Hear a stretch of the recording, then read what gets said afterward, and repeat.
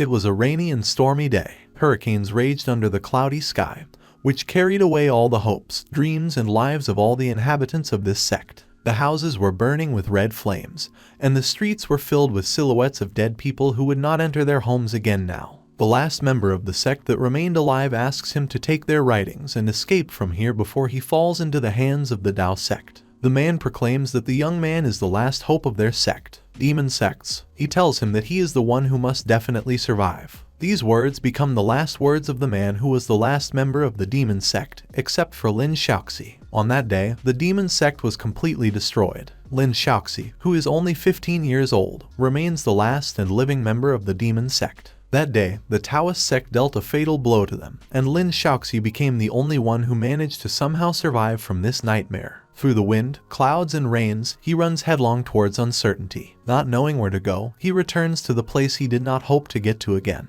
According to the old intuition, he is brought back to the dead city, a city where everything has been destroyed for a long time, where everything has been rotten for a long time. With its own soil, Lin Shouxi thinks that it is unlikely that anyone will come looking for him in this place. After all, everyone knows that this is a forbidden place. The air in this place is filled with the smell of corpses, and the houses have long been turned into ruins, which are now visited only by local insects and a cold wind. Only statues could survive after so many years. Lin Shouxi is heading to the city center, to the only surviving place in this dead city. The fact is that the aura of death in this place is most pronounced, and at the same time it is also safe. The disciples of the Tao sect would not dare to set foot on these lands and risk their lives for the sake of Lin Shouxi alone. Sitting alone in a huge temple in front of a huge and only surviving statue, Lin Shouxi remembers that his master told him that he was born in this dead city. According to the master, only 2 babies managed to survive after the disaster 15 years ago. The master found and saved Lin Shouxi when he was still a newborn.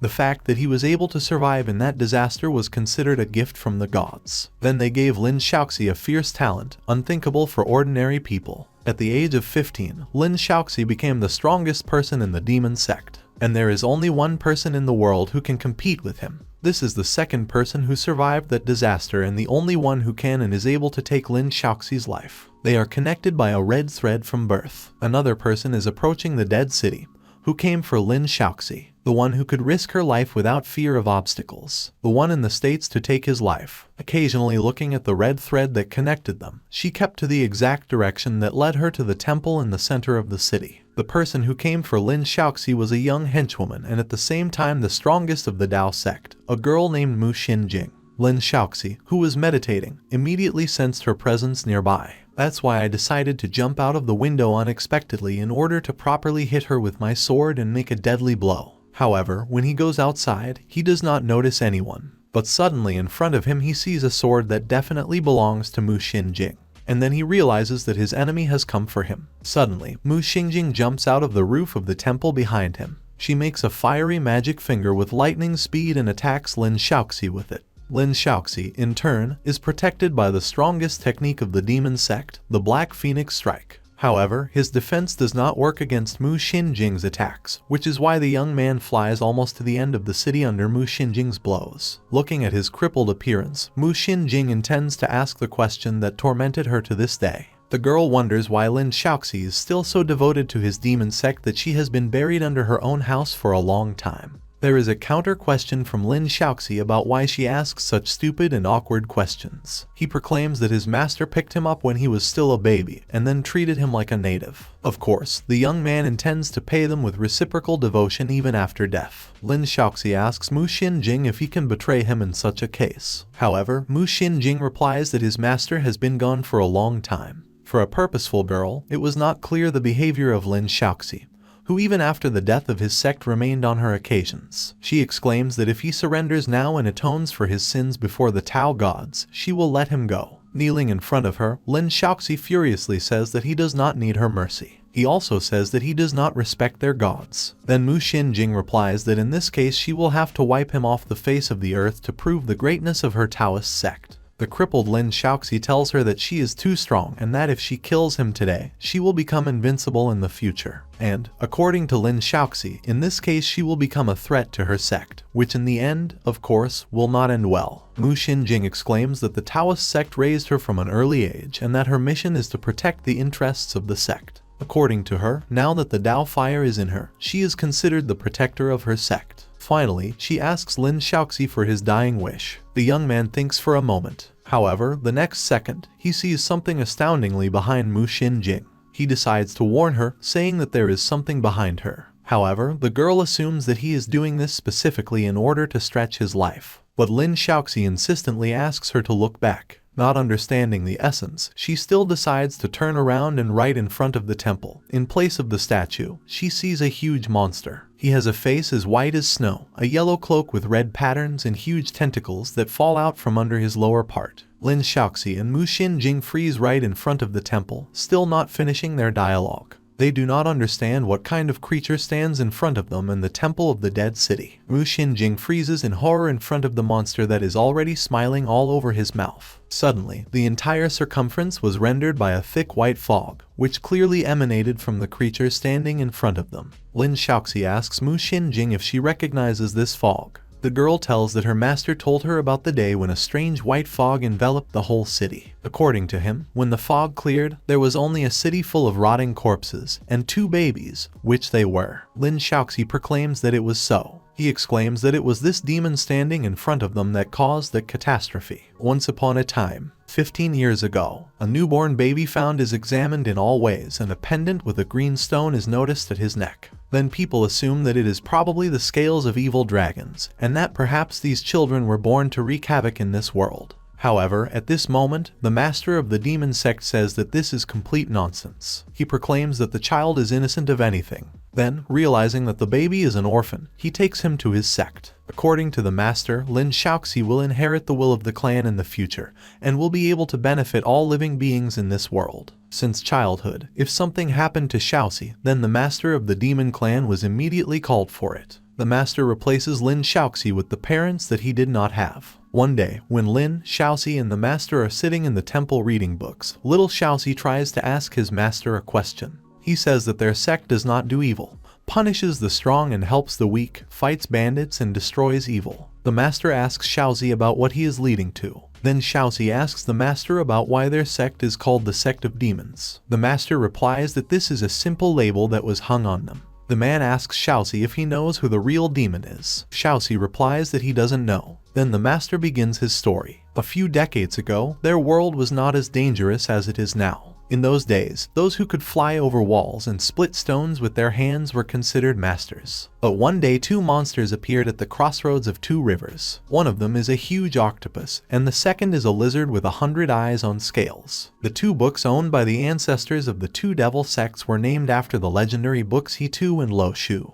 The masters of the 2 sects discovered that these 2 books contained a special method of breathing. Only those who touched the pages of books could receive their inheritance. The masters of the 2 sects also discovered that they could exhale a certain Kai that poured into their medians and turned into a mysterious force. With such power, they could even kill with just the intent of the sword. Previously, they could not even dream of such an ability. But this did not last long, and it was soon discovered that this Kai does not just give strength to people. She corrupted and consumed their minds. It was the plague, a terrible thing. It swallowed people alive and turned their bodies into rotting corpses. The master proclaims that at that time his ancestors believed that the so-called true Kai was the devil's breath, and that everyone should stop cultivating and further spreading this terrible breathing technique. However, according to him, the Taoist sect refused to accept the truth, and instead, they believed that true Kai was a gift from the gods and that people would be able to use it if it was passed down through several generations. The master exclaims that this is how the enmity between the 2 sects began.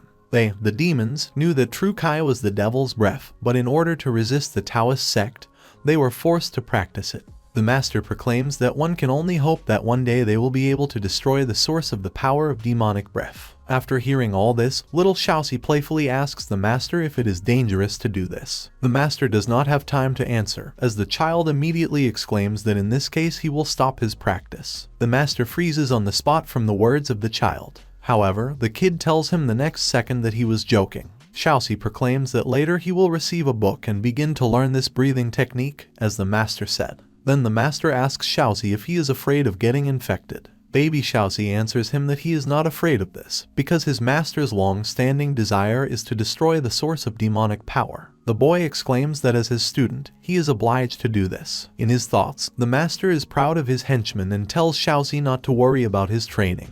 According to the master, Shousi will have no problems, and all because he's special. These words remain forever in Shousi's head. He remembers it even on that rainy day when a demon is standing in front of him. Lin Shouxi asks Mu Xinjing if this is the god they worship. Mu Xinjing furiously replies that it can't be. The girl exclaims that true Kai is a divine gift, pure and immaculate. She suggests that perhaps this evil demon standing in front of them has corrupted him. Then Lin Shouxi gets up from his knees and pulls out his sword. He proclaims that the Taoists are deceiving themselves, and again asks Mu Xinjing about why she does not understand this. When the young man gets up, Mu Xinjing asks him what he is going to do. Lin Shouxi recalls the words of his master and his commission that he gave Shouxi as a child. Turning to heaven, he exclaims that he has not forgotten the instructions of his master and that today he will eradicate evil and make the world a better place. Despite his depleted condition, Lin Shouxi climbs up to the demon to finally destroy him. Looking at this, Mu Xinjing wonders if their god can do this. However, she does not believe this and therefore assumes that it may not be a god, but a real demon. The Tao has been passed down for 300 years, and the mission of the Taoists was considered to be the destruction of demons and the protection of Taoism. Mu Xinjing thinks that when a demon is standing right in front of her, she can't just walk away and forget herself. She wonders if she can stand on the sidelines like this. Therefore, despite the fact that she will have to fight side by side with Shousi, she takes up her sword. She joins Lin Shouxi, after which they try to overthrow the demon standing in front of them. The next morning, only one huge statue remains intact in the destroyed temple. The morning takes away all the memories of last night and the fight that took place in the center of the dead city. However, the silence of the city is once again broken by new visitors who have come from Mu Xinjing. Another batch of guests comes to the ruins, which is very unusual for local residents. The master of the Taoist sect enters the remains of the ruins of the temple that was located in the center of the dead city. Her servants are coming for her. The two men who accompany the master also look like the caretakers of Mu Xinjing. One of them informs the lady that they searched the whole city, but they did not find anyone. He suggests that perhaps this place was supposed to be their last battle. The lady begins to look around the ruins in search of at least something meaningful to investigate. But everywhere she sees only the scratches of such a familiar sword. The sword of her henchwoman Mu Xinjing. Of course, a huge statue does not remain without attention, which, despite the destroyed temple, remained intact and unharmed and stood right in the center of all the ruins. She asks her servants about this statue. However, they, of course, remain in the dark about this. The master obviously doesn't like it. One of the men proclaims that the lady spent 10 years of her life training Mu Xinjing to become the next head of the sect. However, now that the demon sect has been destroyed, it is not in its place. The man exclaims that they have only to find Mu Xinjing to become the next head of the Taoist sect. From the man's voice, it becomes clear that many hopes of the Taoist sect have been placed on Mu Xinjing since childhood. He also says that they do not yet know whether she is alive or not. The lady suddenly exclaims that she is sorry that they were never able to find and return Lo's writings. The servants are startled by such unexpected words from their mistress. She also says that she had to deal with this case herself. Having already examined the city enough and not finding anything sensible, the mistress offers the servants to return back to their city. One of her servants tries to stop the lady and convince her that first you need to find a whole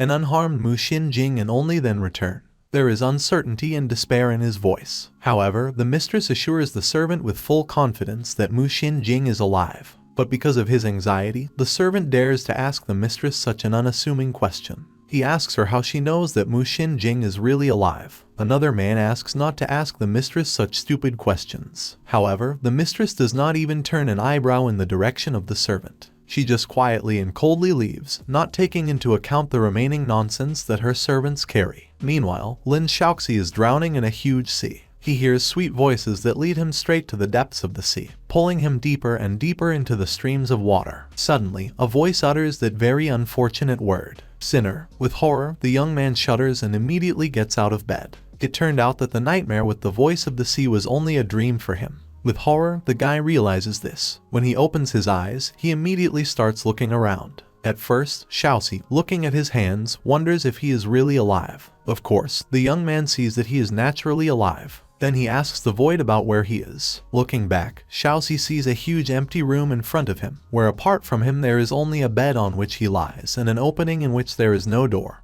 because of which daylight quietly seeps into the room. Then he remembers his duel with Mu Xinjing, and after a collision with something that the young man once again cannot remember. However, suddenly the young man remembers an even more important thing for him and for the demon sect. As her last henchman, he had to keep with him the advising things that would be useful in the future for his so broken prospects. Lin Shouxi frantically begins to search his clothes and is horrified to notice that he lacks the writing from the Luo River and the pendant of black scales on his chest, which has been with him since his birth. Lin Shouxi immediately tries to get to his feet, but at the first attempt fails and falls on the dusty. With rage, he remembers that earlier in the Dead City, he was mercilessly wounded by Mu Xinjing. Turning back to the void, the young man proclaims that Mu Xinjing has severely wounded him and that because of this he cannot even use his true Kai power. Of course, this fact strongly dislikes the guy, but he decides not to lie idle. Therefore, even if he is in pain, he gets up. Staggering, Lin Shouxi cautiously reaches the door of the room.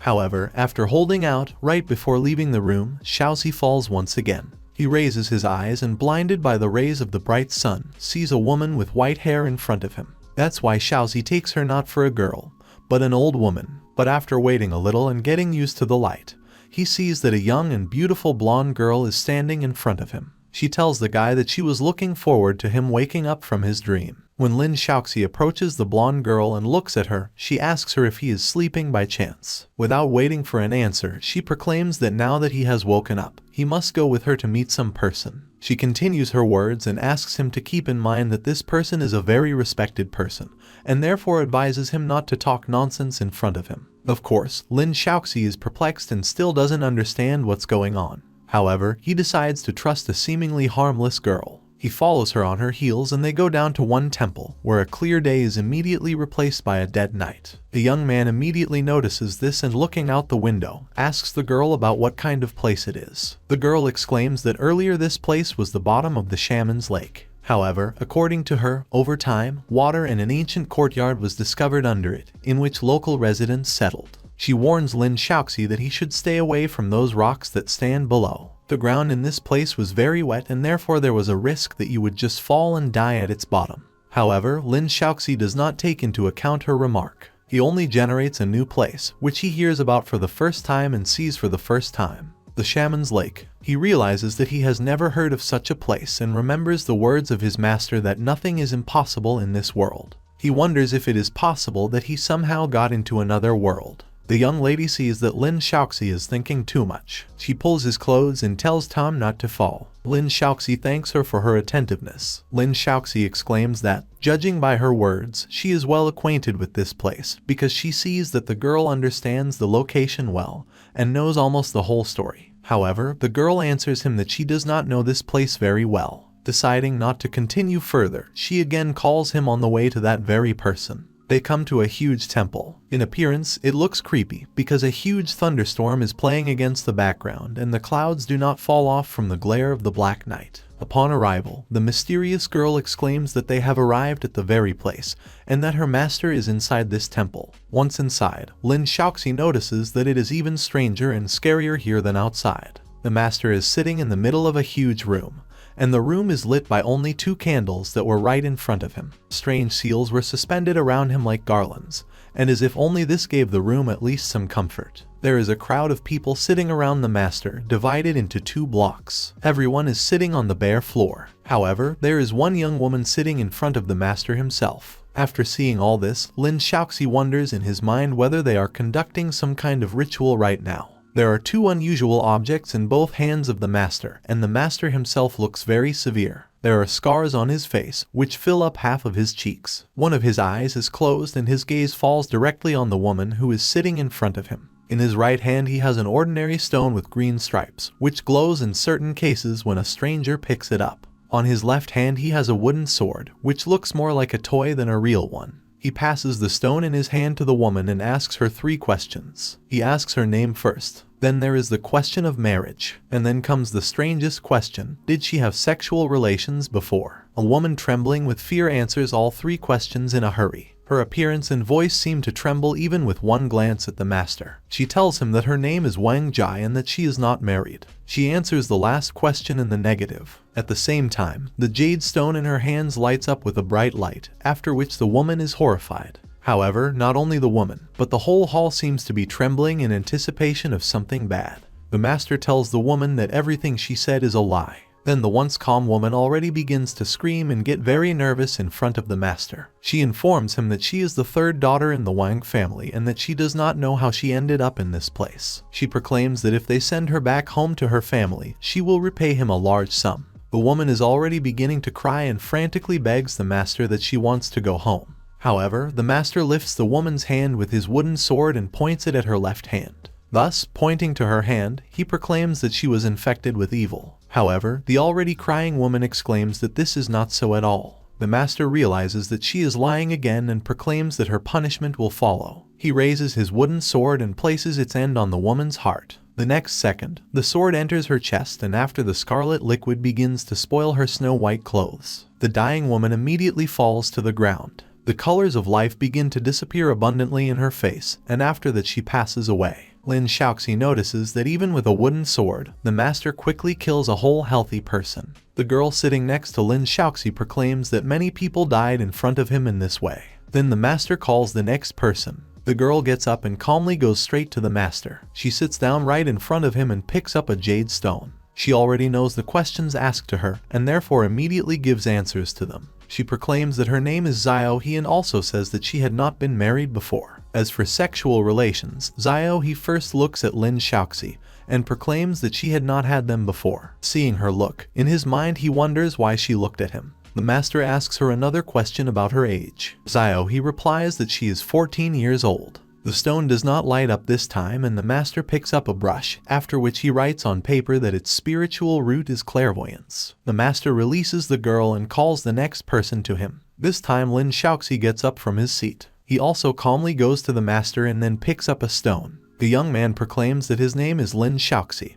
and that before that he had neither marriage nor sexual relations. The stone does not light up. He gives it back to the master, after which he, as usual, calls the next person. Suddenly, without sitting down at his seat, Shousi feels fierce glares directed at him. Lin Shouxi looks up and sees that a whole flock of dark spirits has gathered above the skylight. He looks at the master, who is followed by a whole pack of dark forces. In a stupor, the young man stands in front of the master and delays the turn given to him. When Lin Shouxi looks at the master and the dark forces that follow him for a while, he suddenly throws his eyes at the man himself. The master suddenly asks him about what the young man is doing, as Shousi delays the cue. Of course, the guy's body shudders at the sight of dark forces. However, Shousi mentally tries to calm himself down. When asked by the master, he answers him that he did not do anything like that and that he just stared at the downpour that was coming from behind the master. Having calmed himself down, Lin Shouxi sits down at his seat. Sensing something amiss, the master mentally wonders if Lin Shouxi saw his demons that were behind him.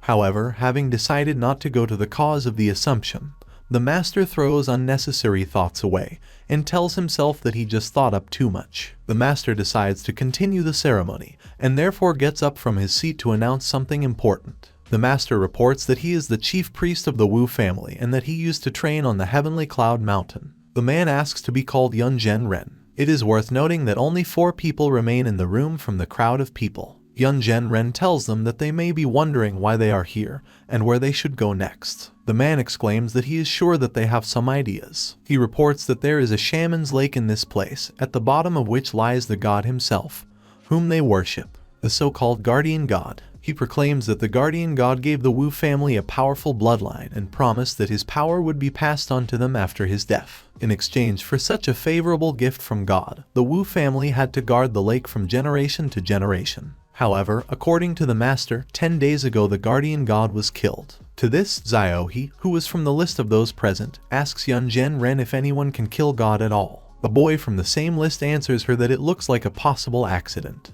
Yunzhen Ren says that lightning struck the sky 10 days ago, and that after that the water in the lake deteriorated, leaving behind only a thick and abundant fog. He informs them that when the fog finally cleared, they found 2 deep marks on the statue, reminding them of sword cuts. The cuts were vertically positioned and almost split the statue into 2 parts. After hearing this, Lin Shouxi recalls a recent incident after which he lost consciousness and ended up in this place. He suggests that the words of the master may have something to do with him. Yun Zhenren continues his story by saying that after discovering the cuts, they found something else. Hidden temple near the statue. The master reports that the Wu family has decided that the eldest, second, and third sons will join the campaign to inherit the great power of the gods. According to him, these 4 people are the people chosen by the altar. The master proclaims that in half a month, 3 of them will enter the house of the gods as escorts to protect the members of the Wu family and the area of the power of the gods. These 3 become Jai Loyang, Wang Guan, and Lin Shouxi. Xiao he serves as a kind of escort for them.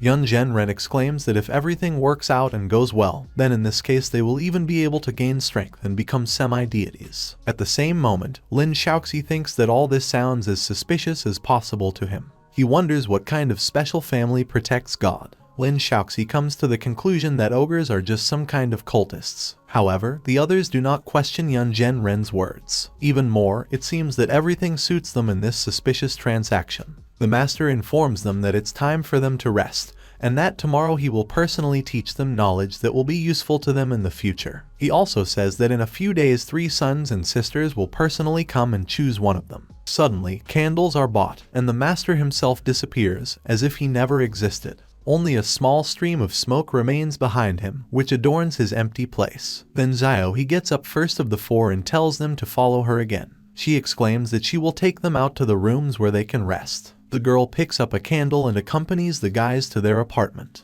When Lin Shouxi follows her, he thinks that this family of cultists is a little weirder than the others. However, he does not have the strength to rush away from this place. Therefore, to begin with, he decides to recover in this place, and then find his sword, the writings of Luo, and then return to his former world. Walking through the temple, Xiao he stops near a room that was designed specifically for Lin Shouxi. She informs him that he will spend the night in this room. Lin Shouxi thanks the young girl and immediately afterwards enters the room. Wang Guan asks Xiao he about where she will sleep. The girl does not answer anything to this. She just shows them the room located in the far one. She goes on to say that Wang Guan and Jai Loyang will sleep in this room. To be honest, the room looks the best because there is a huge spider web near it, and the door to it almost falls off. Considering that this room is aimed at 2 people, the young men are petrified on the spot. They ask Xiao he if she is serious. Listening to their indignation outside the door of her cozy room, Lin Shouxi also does not understand why she gave this room to him.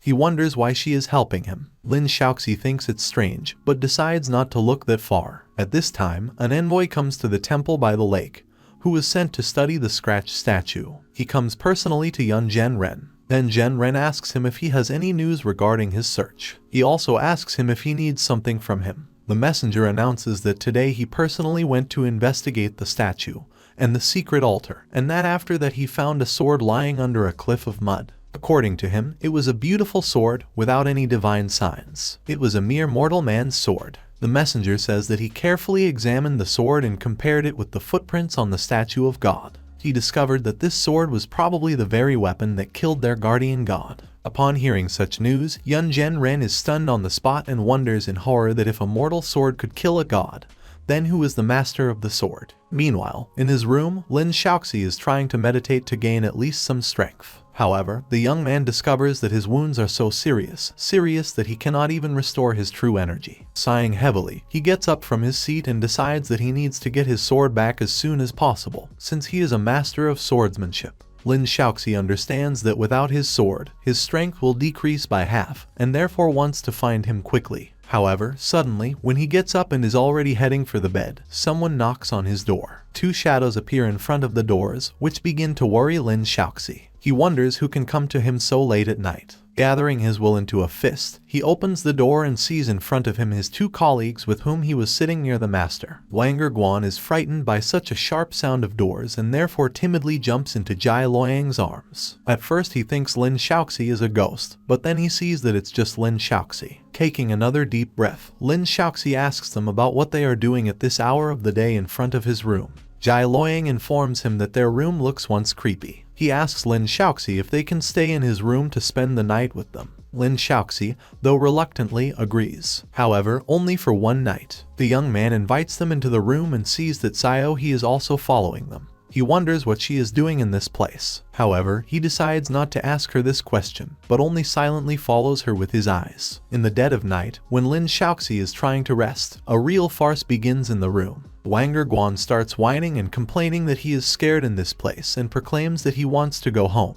This whining unwittingly begins to infuriate all the people in the room. Finally, Jai Loyang asks the guy to stop whining and crying, and he asks the guy if he will shut up for even a minute. But Wang Guan doesn't seem to care about his annoyances. He tells Jai Loyan that he will cry whenever he wants. He proclaims that he needs to be pointed out to this, and at the end throws Jai Loyan a very insulting phrase, "Son of a bitch." After hearing this, Jai Loyang asks him about what he called him. In the end, the young man asks to repeat his last words. However, the capricious Wang Guan responds to the guy by saying that he will call him whatever he wants. He also informs them that he is a prince once respected by the imperial family. And at that moment Jai Guan calmly gets up from his seat and comes right up to Wang Guan, hanging over him. He glares at him, after which the capricious boy begins to get even more scared. Jai Loyang proclaims that he will say it only once. He is still terrified, looking straight into Guan's eyes, exclaiming that his name is Jai Loyang. He tells him that if he is not called by the same name in the future, but by some other name, he will break all his legs. This time, the capricious Wang Guan answers him that he understood everything, and that from now on he will sit quietly and lower the grass. Sitting next to them, Lin Shouxi thinks that this room has become very noisy for his space. He raises his eyes to the window where Xiaohe is sitting. Lin Shouxi thinks that he is sure that she also keeps some secret about herself and her stories. So the next morning comes. They are collected in the meadow in front of the temple. Yun Zhenren announces that today he is going to teach them a number of spiritual techniques. He tells them that they should train hard for the sake of success in the future. Wang Guan exclaims that all this is good. However, he says that they have no spiritual powers. He asks the master about how they will practice. The master asks him not to worry and informs them that from the moment they woke up, the altar opened their spiritual chakra for them. Wang Guan thinks that this cannot be.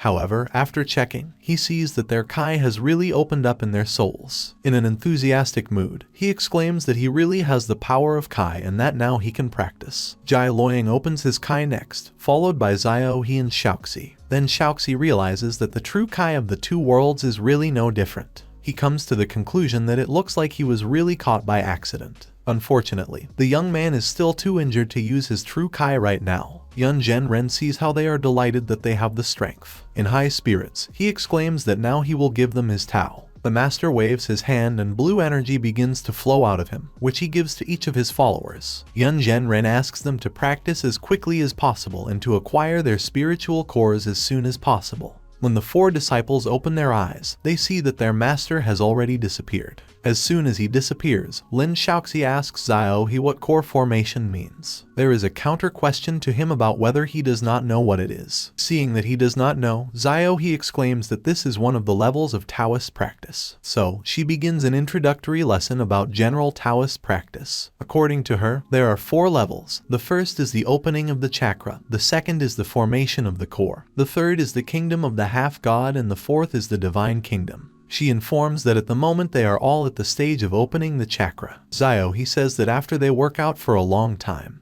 they will be able to feel a certain point of their peak in their body. When enough Kai is collected, this point will turn into a core. This is their condensation core. Xiaohe exclaims that only those who have formed the core can truly embark on the path of cultivation. Lin Shouxi proclaims that everything is clear to him from now on and thanks Xiaohe for this. He's coming. He goes to sit on the shade of a tree, which is located right in front of the wall. The young man sits down on the ground and settles into the lotus position. Shousi closes his eyes, and Xiaohe is very interested in Lin Shouxi's method and quietly sits down next to him. The young man begins his meditation and really feels the point that Xiaohe spoke about. However, he feels that his point is not ordinary. It turns out to be pitch dark. Lin Shouxi suggests that this is possible due to the fact that he fought alongside Mu Xinjing with that strange creature. He thinks that he is still badly injured and that it is still hard for him. Lin Shouxi feels someone's gaze on him and quietly opens his eyes. When he sees Xiaohe sitting right in front of him, he shudders in horror. The girl, without taking her eyes off, looks directly at him. Shousi asks her about what she is doing. Then Xiaohe wonders if she can train next to him. Lin Shouxi looks at Xiaohe in surprise. Lin Shouxi answers Xiaohe's request in the negative. He proclaims that he is not able to train. Then the girl asks him about the reason why he can't train. The young man reports that he is seriously injured in order to work with his chakra now. Then Xiaohe tells him that it doesn't matter at all whether he can train or not. She just asks for permission from him to be near the guy. Lin Shouxi directly asks her why she wants to be with him. The girl blushes and does not find a suitable answer in response. However, after a short pause, she informs him that she only wants to sit with him because he smells good. The surprised young man does not understand the girl's hint. He asks her if he really wants to eat it. From such a question, he falls into a stupor even more. Blushing even more from this, she asks him what kind of nonsense he is talking. After hearing their dialogue, Wang Guan proclaims that he used to consider Shousi a decent person before this concerned issue. He also tells him that he is her savior. Lin Shouxi asks him why he thinks the girl is his savior. Then Wang Guan reports that they were all created to the cliff at the altar. However, according to him, they did not know that Shousi had fallen down somewhere. Wanger says that if it wasn't for this girl who found him under the rocks,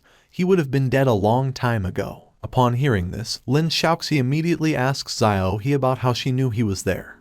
He exclaims that she had a sudden premonition, and that after that she went to see if someone really fell there. After hearing this to the end, Shousi replies to her that he will repay her in the future in the same way. The grumpy Wang Guan indignantly wonders how he has the audacity to make a promise to his savior in such an inappropriate pose. And at this moment, the voice of their master is heard from nowhere. He exclaims that if they have time to chat, then they should definitely spend it with maximum benefit and devote it to training. Yun Zhenren informs that the test is in 3 days and asks not to let him down. They immediately fall silent and immediately start meditating. After 3 days, Wang Guan finally forms his core. Because of this, for some reason, the young man immediately considers himself special, to which Jai Loyang maliciously bursts into laughter. The capricious Wanner asks him why he laughs and also exclaims that now he is considered the one who cannot be laughed at.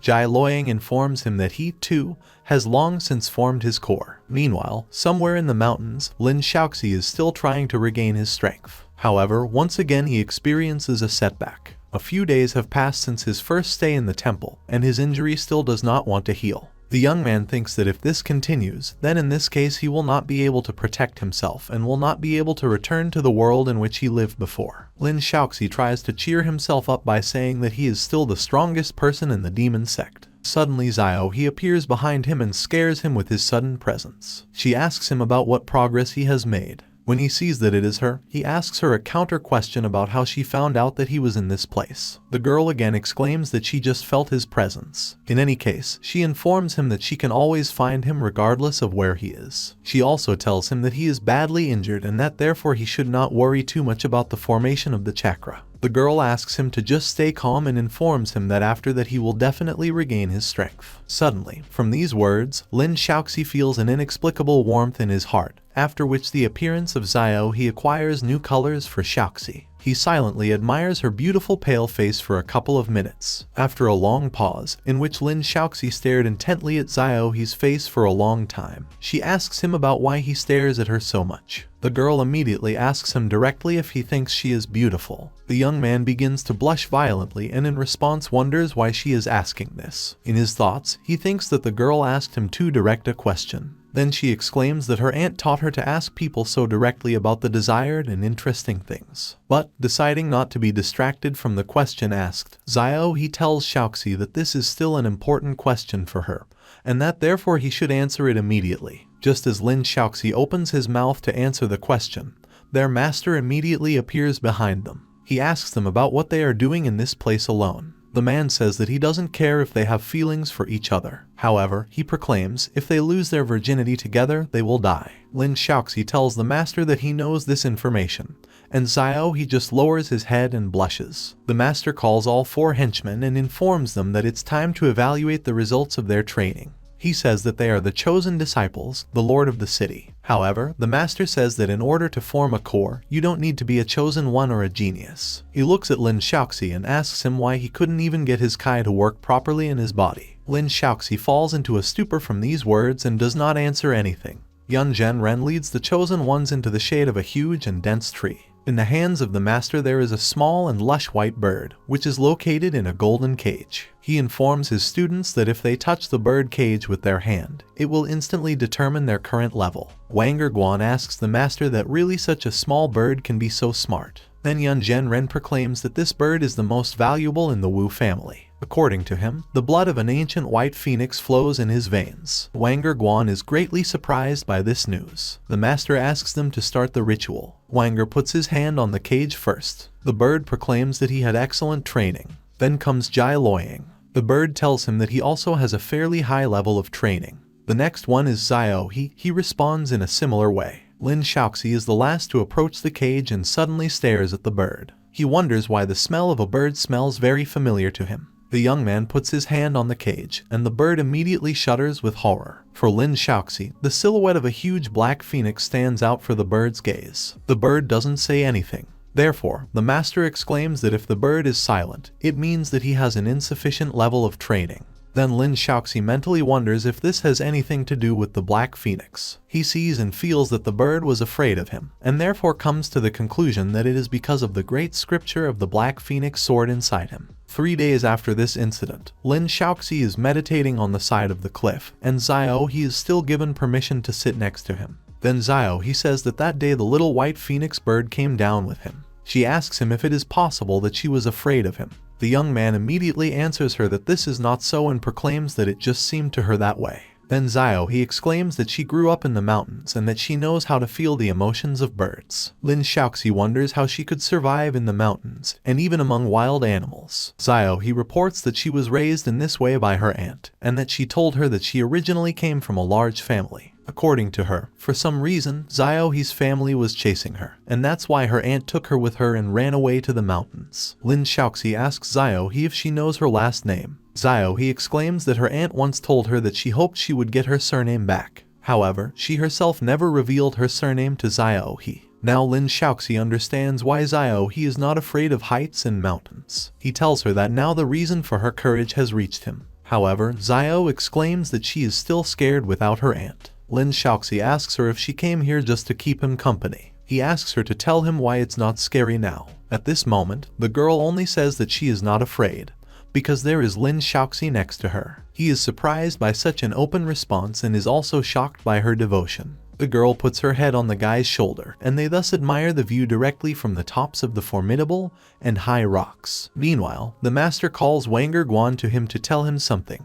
Yan Zhenren tells him that of the three, he is the most gifted and diligent. Therefore, the master proclaims that the Wu family has prepared a gift for him. Wang Guan immediately thanks his master for such an unexpected prize. When he leaves, Wang expresses his delight even more and more. Mentally, he wonders if he is really considered the most talented. Yan Zhenren calls the disciple to follow him to give him that very gift. The master leads the young man to a small house on the outskirts of the lake and asks him to go there and choose the desired artifact for himself. The young man immediately agrees and immediately enters a small room. Upon entering, he sees a strange cabinet decorated on two edges with patterns in the form of a snake with red eyes. In the center of the room there is a showcase on which there are 2 candles that illuminate the whole room. And next to the candles are 3 boxes. Immediately entering, Wang Guan feels that a very strange aura emanates from this treasure pavilion. However, having decided not to take this into account, the young man begins to consider the artifacts and chooses the one suitable for himself. He takes a ring of fire with a red pearl.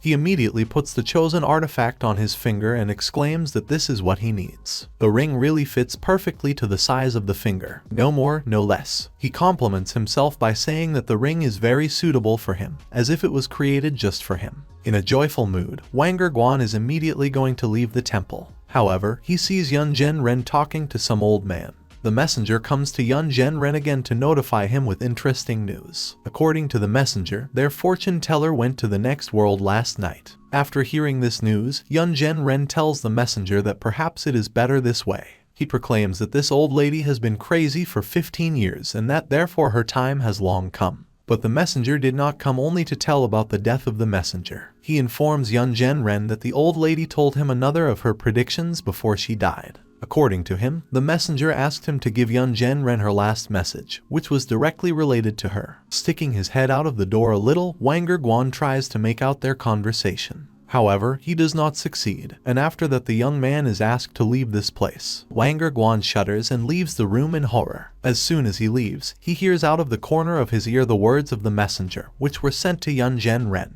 The messenger exclaims that the seeress said that Yan Zhenren would be killed. According to the messenger, she also said that he was in the underworld. These predictions make even the messenger's blood run cold. Meanwhile, Lin Shouxi, Jai Luoyang and Xiaohe are having dinner at the same table. Suddenly Jai Luoyang exclaims about tea. What he remembers is that Xiaohe had spiritual roots too. He asks her about her spiritual roots. Lin Shouxi, who has never heard of this before, asks Jai Luoyang about what spiritual roots are. Then the guy exclaims that this is a special ability that some cultivators awaken. As an example, he takes his uncle, who has been blind since birth. However, he was lucky enough to awaken his spiritual root. According to Jai Luoyang, even though his uncle was blind as a mole, but still he was able not only to see the world, but also to see some spiritual things with the help of his spiritual root. In short, Jai Luoyang proclaims that with the help of the root, his uncle has become incredibly strong. Then Lin Shouxi also becomes interested in what kind of spiritual root Xiaohe has. He asks the girl to tell about him. Xiaohe is very embarrassed that the young man,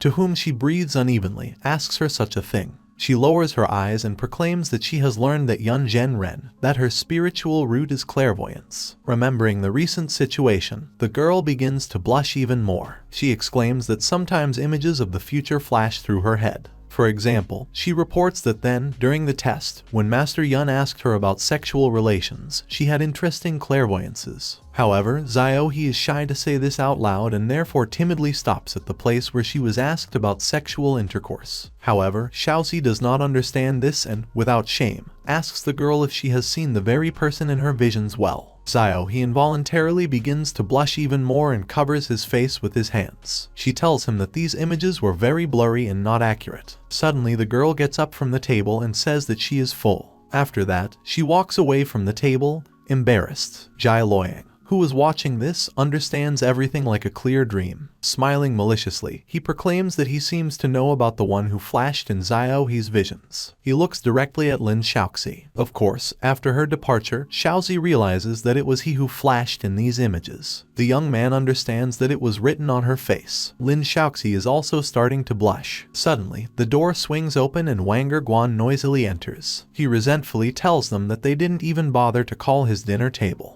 However, the real big news, which is the news that he wants to tell, was not this at all. Jai Luoyang replies to the young man that he thought he was taken by Master Yun Zhen Ren. He asks Wanger to sit down and eat to his health. Jai Luoyang tells him that he and Shouxi will go to their rooms. Just as they get up and are about to leave, Wanger gathers the courage to tell them about this terrible secret. Of course, the boys become interested in what kind of secret their friend brought. Then, having gathered in a circle, he and Jai Luoyang begin to listen to the overheard story of Wang Guan.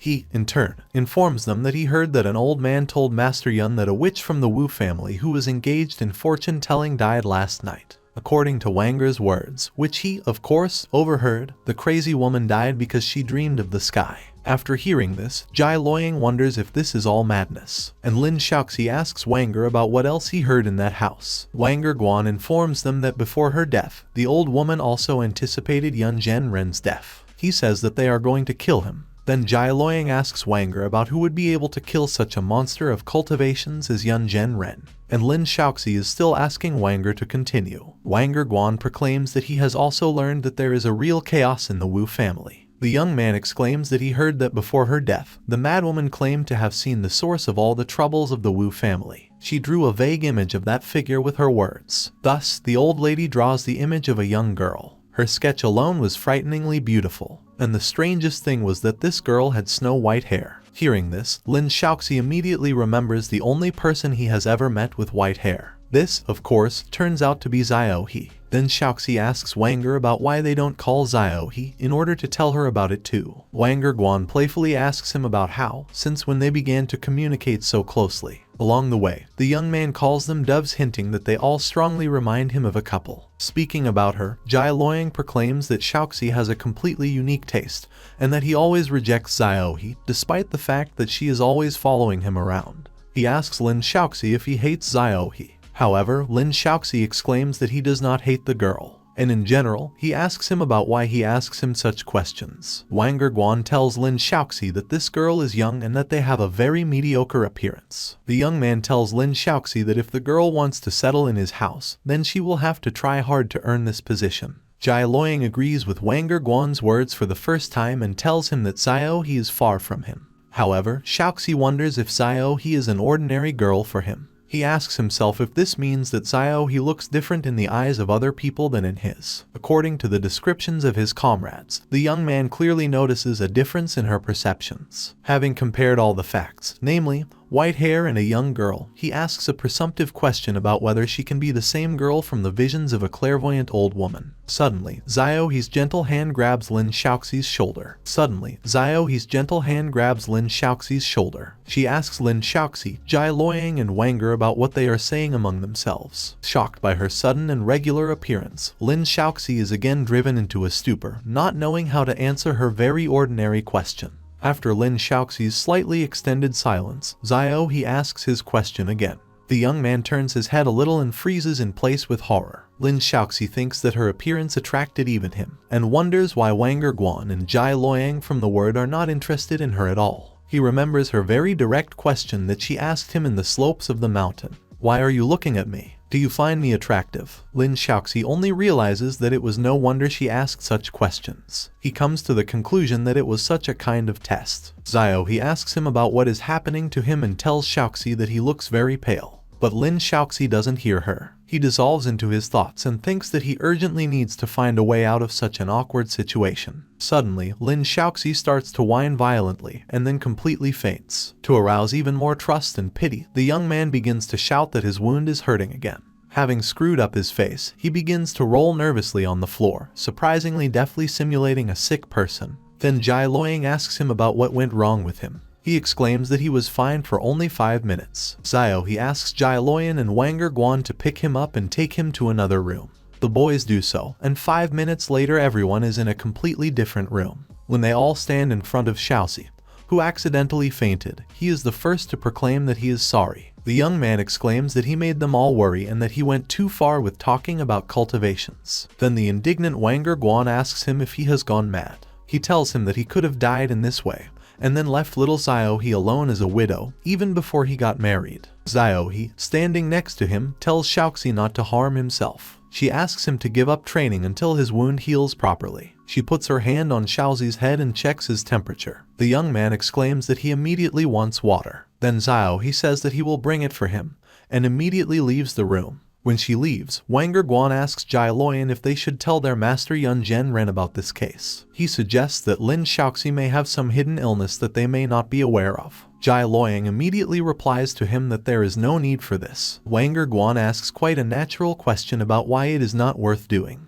Then Jai Loyang turns to Shouxi, and now that Shousi is not with them, asks him to tell them the truth. Jai Loyang informs Shouxi that he has just checked his body and spiritual and found that he is in perfect health. Jai Loyang asks him that maybe it's not his injury at all, but his lies and pretense. Then Wanger Guan directs his indignant gaze directly at him. The young man is surprised to ask him if he was pretending all this time. He wonders what the hell is going on. But Lin Shouxi, apparently, is not at all up to their stupid questions. At this time, he thinks that he should keep today's conversation a secret and not let Shousi find out about it. The young man answers the guys only with a long silence. Then Jai Loyang takes out the trumps. He proclaims that if Lin Shouxi doesn't want to say anything about it, then Master Yun Zhenren will definitely help him talk. Then, in order to get out of the situation dry out of the water, Lin Shouxi comes up with a new lie. He tells the guys that the injury that just happened was not a disease at all, but a punishment from Master Yun. Jai Loyang immediately asks him about why Master Yun did this to him.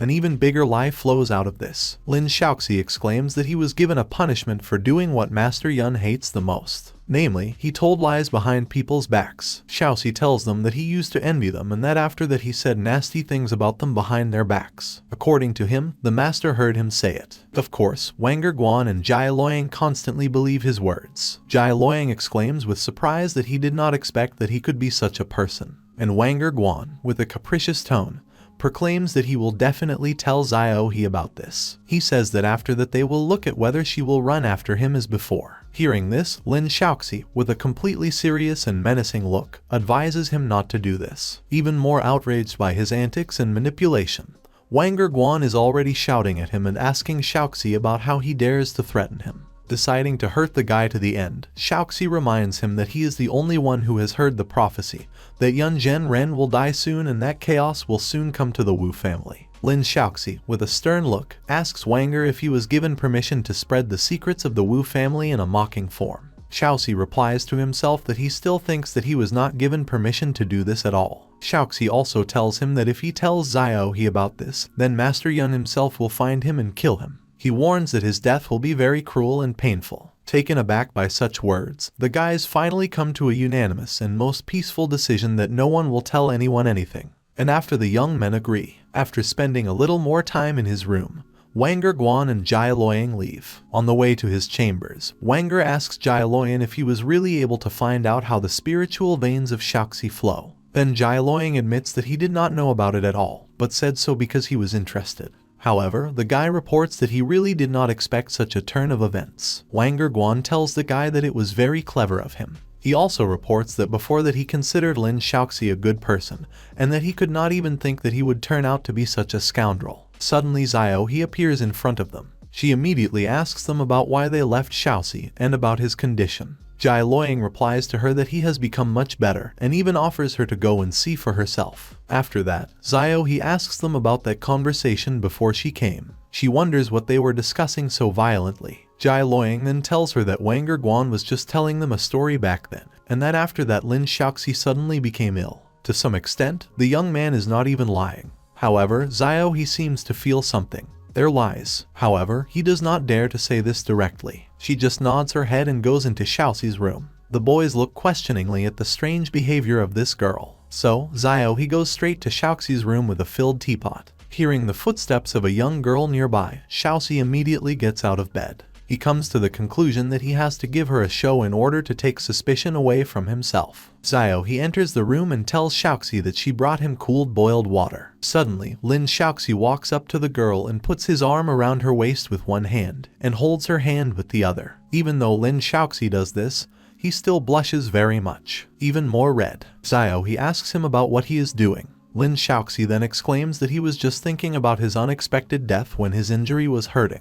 The young man tells her that at that moment he was thinking only of her, and that he was very afraid of losing her. Xiaohe immediately tells him that he does not believe his words. She proclaims that she does not dress so beautifully to be a real beauty. And anyway, Xiaohe says she's not pretty at all. In order not to fall for Lin Shouxi's cunning, she must do so. But Lin Shouxi assures her that she is beautiful enough to be called a beauty. A blushing Xiaohe directly asks him if he really thinks she is beautiful. Lin Shouxi immediately tells her without hesitation that she is considered the most beautiful girl for him. To make sure of this, the girl asks all the straightforward questions about her appearance. Xiaohe asks Lin Shouxi if his words mean that he thinks she is the most beautiful girl he has ever seen in his life. However, now the guy is already hesitating and nervously answers her that this is a self-evident situation. Then Xiaohe immediately leaves the room with a full serious expression on his face. Finally, she advises the guy to first sort out and take care of his wounds and then say such frank words. Seeing that she has a very serious expression on her face, the young man asks her to give him more time. He proclaims that he will explain everything next time. At this time, Xiaohe walks out the door with the most serious expression on his face. However, after leaving the door, her lips slowly spread into a smile, and her cheeks blush from such pleasant words, especially from her lover. The next morning, Lin Shouxi realizes that yesterday, when he was pretending to be sick, the true Kai of Jia Luoyang and Wanger Guan helped him heal. He has a plan in mind and wonders if he can use other people's true Kai to heal his wounds. At this time, Shousi feels his wounds gradually healing.